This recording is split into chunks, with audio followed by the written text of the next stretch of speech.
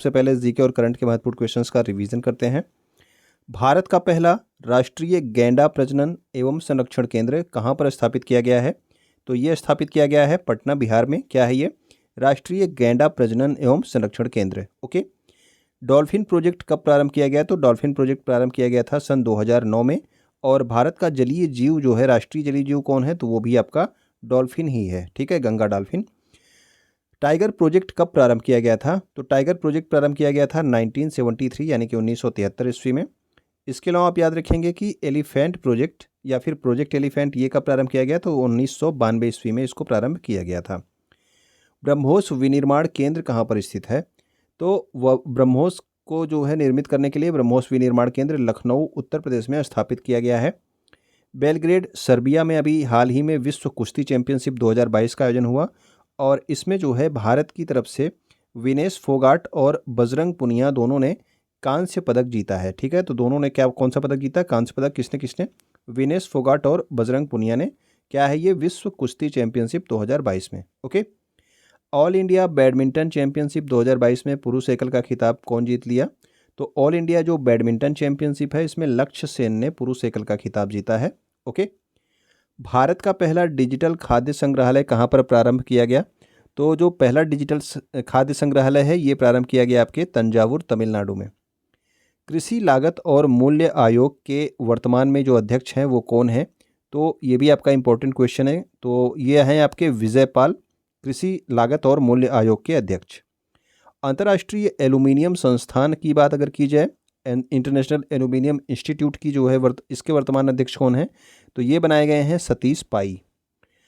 विश्व व्यापार संगठन वर्ल्ड ट्रेड ऑर्गेनाइजेशन की प्रथम महिला निदेशक कौन बनी है? तो ये बनी है नागोजी ओंकाजा एबियला, ठीक है। जब से ये नियुक्ति हुई है तब से कई एग्जाम्स में ये क्वेश्चन पूछा जा चुका है, तो आप याद रखेंगे ये नाम। भारतीय प्रतिभूति और विनिमय बोर्ड यानी कि security exchange board of India SEBI की प्रथम महिला अध्यक्ष कौन बनाई गई हैं? तो ये नियुक्ति आपकी जनवरी माह में हुई थी। ये बनाई गई हैं माधवीपुरी बुच, ठीक है ना। ये आपकी सेबी की पहली महिला अध्यक्ष बनाई गई हैं। इसके अलावा आप याद रखना कि CSIR यानी कि वैज्ञानिक एवं औद्योगिक अनुसंधान परिषद, CSIR की पहली महिला निदेशक कौन बनाई गई हैं? तो पहली महिला महानिदेशक बनी है नल्ला थम्बी कलाई सेल्वी। और CSIR के जो अध्यक्ष होते हैं, तो अध्यक्ष होते हैं आपके प्रधानमंत्री। जिस तरह से नीति आयोग का अध्यक्ष प्रधानमंत्री भी होता है, उसी तरह से CSIR का भी अध्यक्ष प्रधानमंत्री होता है। तो इसकी पहली महिला महानिदेशक कौन बनी? नल्ला थम्बी कलाई सेल्वी। नेक्स्ट हमारा है अखिल भारतीय फुटबॉल महासंघ के वर्तमान में अध्यक्ष कौन बनाए गए हैं? तो ये आपकी नई नियुक्ति है, ठीक है ना। इसके जो वर्तमान में अध्यक्ष बनाए गए हैं वो बनाए गए हैं कल्याण चौबे। अंतर्राष्ट्रीय शतरंज फेडरेशन, इसके वर्तमान में उपाध्यक्ष, ठीक है। तो ये आपको याद रखना है, ये उपाध्यक्ष बनाए गए हैं कौन? विश्वनाथन आनंद। जो अंतर्राष्ट्रीय शतरंज संघ है, ठीक है ना, फाइड, उसके उपाध्यक्ष बनाए गए हैं विश्वनाथन आनंद। पॉम ऑयल कंट्री अगर आपसे पूछा कि जाए कि किस देश को कहा जाता है, तो जो नाइजीरिया है यहाँ पे पॉम ऑयल का जो है बहुत उत्पादन होता है। इसी वजह से इसे जो है पॉम ऑयल कंट्री कहा जाता है, नाइजीरिया को। और जिस नदी के किनारे सबसे ज़्यादा पॉम ऑयल ट्री मिलते हैं उसे जो है पॉम ऑयल रिवर कहा जाता है। तो पॉम ऑयल नदी किसे कहा जाता है? तो ये कहा जाता है नाइजर नदी को। और किस देश में है ये? नाइजीरिया देश में। Okay. Federation of international cricketers association की पहली महिला अध्यक्ष किसे नियुक्त किया गया है? तो पहली बार महिला अध्यक्ष बनाई गई हैं federation of international cricketers association, फीका की पहली महिला अध्यक्ष लीसा स्टालेकर, ठीक है, ऑस्ट्रेलिया की पूर्व कप्तान रह चुकी हैं। हाल ही में कूनो नेशनल पार्क में छोड़े गए 8 चीतों में से एक मादा चीते का नाम प्रधानमंत्री नरेंद्र मोदी ने रखा। और उसका क्या नाम रखा गया? तो उसका नाम रखा गया है आशा। और जो ये 8 चीते आए थे इसमें से 5 आपकी मादा चीता थी और 3 आपके नर चीते थे, ठीक है ना।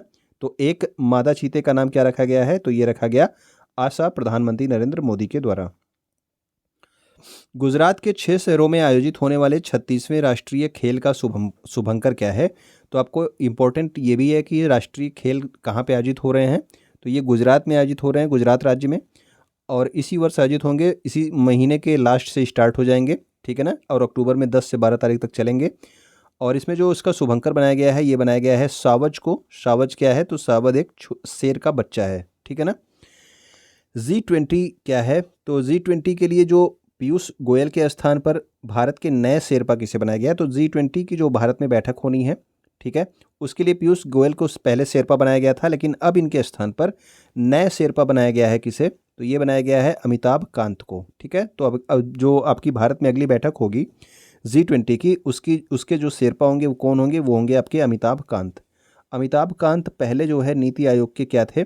CEO थे। वर्तमान में नीति आयोग के CEO कौन है? अगर आपको पता हो तो आप कमेंट करके ज़रूर बताएंगे, ठीक है ना। कमेंट आप लोग नहीं करते हैं, आप लोग कमेंट कर दिया कीजिए। और इसके अलावा जो है आप लोग क्या किया कीजिए, वीडियो को आप शेयर भी कर दिया कीजिए ज़रूर। जो भी आपके किसी भी एग्ज़ाम की, वनडे एग्ज़ाम की तैयारी कर रहे हो, उनके पास इसे शेयर कर दिया कीजिए। वीडियो को आप लाइक कर दिया कीजिए। ओके, नेक्स्ट हमारा है शिक्षा का अधिकार एक मौलिक अधिकार है, यह संविधान के किस अनुच्छेद में है? तो शिक्षा का अधिकार जो है ये अनुच्छेद 21A में दिया गया है। शिक्षा के अधिकार को मौलिक अधिकार कहा गया है संविधान के अनुच्छेद 21A में। राष्ट्रीय शिक्षा नीति 2020 किस समिति की सिफारिश पर जारी की गई है? तो राष्ट्रीय शिक्षा नीति 2020 जो है ये कस्तूरी रंगन समिति की सिफारिश पर जारी की गई। और पहले जो है आपको पता है कि पहले 10+2 का जो है आपका प्रावधान था, अब क्या हो गया है? तो 10+2 के स्थान पर 5+3+3+4 का जो है प्रावधान किया गया है, ठीक है, नई शिक्षा नीति 2020 में। नेक्स्ट हमारा है इस्तांबुल तुर्की में आयोजित 12वीं महिला विश्व मुक्केबाजी चैंपियनशिप 2022 में स्वर्ण पदक और किस वर्ग में? तो 52 किलोग्राम वर्ग में स्वर्ण पदक हासिल करने वाली 5वीं भारतीय महिला मुक्केबाज कौन बन गई हैं? तो ये बन गई हैं आपकी निखत जरीन, जिन्होंने अभी हाल ही में महिला विश्व मुक्केबाजी चैंपियनशिप में स्वर्ण पदक जीता है, ठीक है। और अगर आपसे पूछा जाए कि ये महिला विश्व मुक्केबाजी चैंपियनशिप कहाँ पे आयोजित हो रही थी, तो ये हो रही थी इस्तांबुल तुर्की में। और किसे हराया है इन्होंने? तो जितपोंग को हराया है, जो कि थाईलैंड की जो है खिलाड़ी हैं। ओके, हाल ही में वर्ष 2022-23 के लिए भारतीय उद्योग परिसंघ यानी कि कन्फेडरेशन ऑफ इंडियन इंडस्ट्रीज़ के जो अध्यक्ष पद के लिए किसे नामित किया गया है? तो ये नामित किया गया है आर दिनेश को, ठीक है। तो आर दिनेश को 2022-23 के लिए भारतीय उद्योग परिसंघ के अध्यक्ष पद के लिए नामित किया गया है। डॉक्टर भीमराव अंबेडकर के समाधि स्थल को क्या कहा जाता है? तो डॉक्टर भीमराव अंबेडकर का जो समाधि स्थल है उसे जो है चैत्य भूमि कहा जाता है। अधिकतर जो है आपसे स्टैटिक जीके में ये समाधि स्थल पूछ लिए जाते हैं महापुरुषों के, तो डॉक्टर भीमराव अंबेडकर की समाधि स्थल है चैत्य भूमि। अगर आपसे पूछा जाए कि डॉक्टर भीमराव अंबेडकर को भारत रत्न कब प्रदान किया गया, तो आप लोग कमेंट करके ज़रूर बताएंगे। ओके, सुभाष चंद्र बोस की प्रतिमा का अनावरण अभी हाल ही में कहाँ पर किया गया? तो सुभाष चंद्र बोस की प्रतिमा का अनावरण ग्रेनाइट की मूर्ति थी, आपको बताई गई थी, ठीक है ना।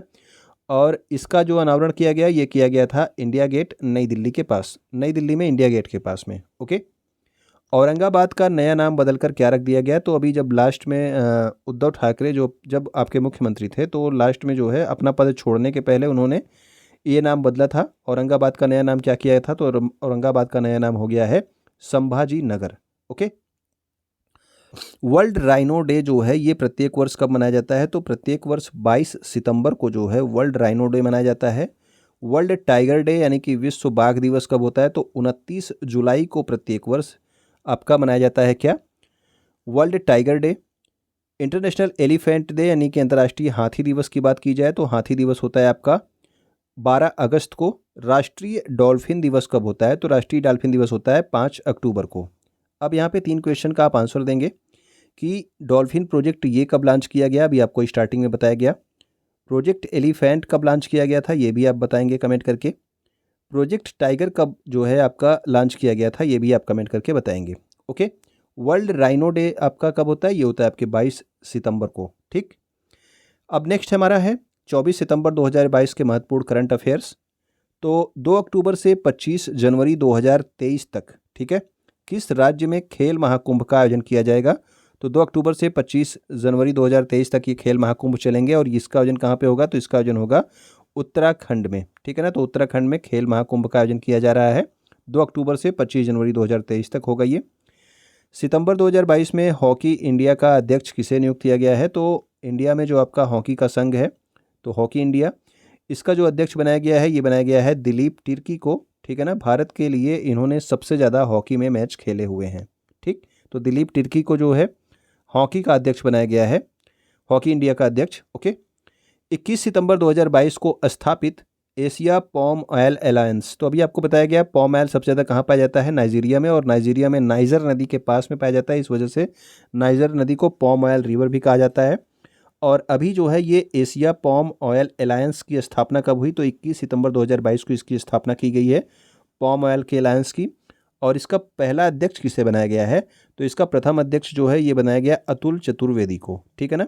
तो एशिया का जो पॉम ऑयल अलायंस जो स्थापित किया गया 21 सितंबर 2022 को, इसका अध्यक्ष बनाया गया अतुल चतुर्वेदी को, प्रथम अध्यक्ष बनाए हैं ये।